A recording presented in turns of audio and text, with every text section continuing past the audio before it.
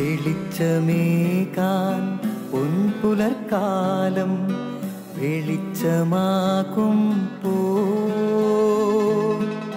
നുറുങ്ങുവെട്ടം പക്ഷിപരാഗം തെളിച്ചു കാട്ടുമ്പോ വരുന്നു ദൈവം മനസ്സിനുള്ളിൽ തിളക്കമേകിടാൻ തരുന്നു ധ്യാന പ്രകാശമാർക്കും വിളക്ക് വയ്ക്കുമ്പോൾ നുറുങ്ങുവെട്ടം ഇറങ്ങിടട്ടെ ഹൃദന്തമെല്ലാം യുഗപ്രകാശത്താൽ മറഞ്ഞിടട്ടെ മനാന്ധകാരം യുഗപ്രസാദത്താൽ നുറുങ്ങുവെട്ടം.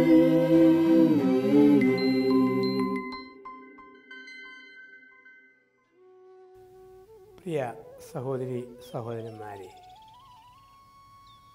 നിങ്ങൾ നിരന്തരം പ്രാർത്ഥിക്കുവിൻ എന്ന് കർത്താവ് മനുഷ്യനെ ഓർമ്മിപ്പിക്കുന്നുണ്ട്.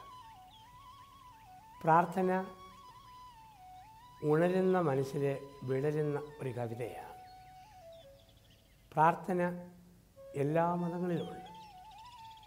നമ്മുടെയൊക്കെ നാട്ടിൽ വെളുപ്പിനെ മുസ്ലിം ദേവാലയത്തിൽ വരുന്ന വാങ്കുവിളികൾ, ഹൈന്ദവ ക്ഷേത്രങ്ങളിലെ വലിയ ഭജനുകൾ, ക്രിസ്തീയ ദേവാലയങ്ങളിലെ ഭക്തിഗാനങ്ങൾ, രാവിലെയും വൈകിട്ടുമൊക്കെ നമ്മുടെയൊക്കെ നാട്ടിൽ പ്രാർത്ഥനാ ഗീതങ്ങൾ ഉയരുന്നത് കാണാം.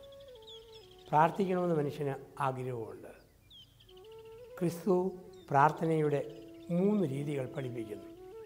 ലൂക്കായുടെ സുവിശേഷം 11-ാം അധ്യായത്തിൽ 1 വെർബൽ പ്രയർ, വാചിക പ്രാർത്ഥന, ചോദിക്കുവിൻ നിങ്ങൾക്ക് ലഭിക്കും. 2 മനസ്സിലെ പ്രാർത്ഥന, അന്വേഷിക്കുവിൻ കണ്ടെത്തും.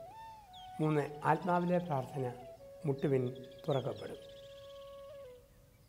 പ്രാർത്ഥനയോട് നമ്മൾ വിശ്വസ്തത ഉള്ളവരാവുക.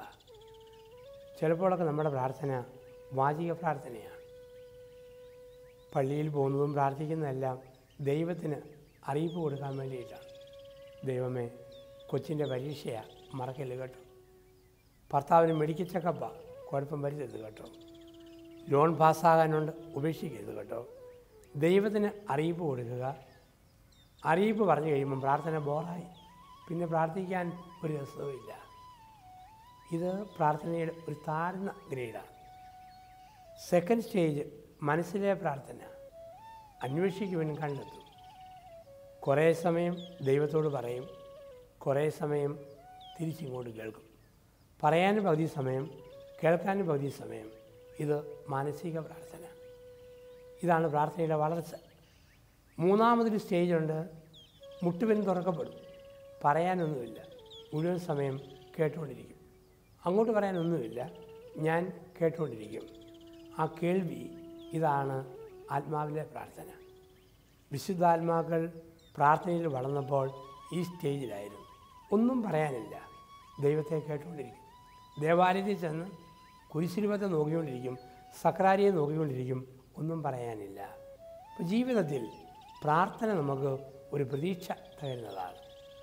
എത്ര തളരുമ്പോഴും പ്രത്യാശ തരുന്നത് പ്രാർത്ഥനയാണ്. ദൈവത്തോടുള്ള പ്രാർത്ഥന, ദൈവസന്നിധിയിലുള്ള പ്രാർത്ഥന.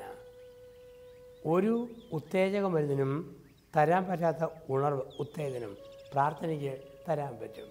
അതുകൊണ്ടാണ് ഗത്സമേനിൽ ആത്മവേദനയിൽ പ്രാർത്ഥിച്ച ക്രിസ്തു ഒരു ഉത്തേജക മരുന്ന് സ്വീകരിച്ചതുപോലെ പറയുകയാണ്, വരൂ പോകാം, എന്നെ ഒറ്റിക്കൊടുക്കുന്നവൻ അടുത്തെത്തിയിരിക്കുന്നു.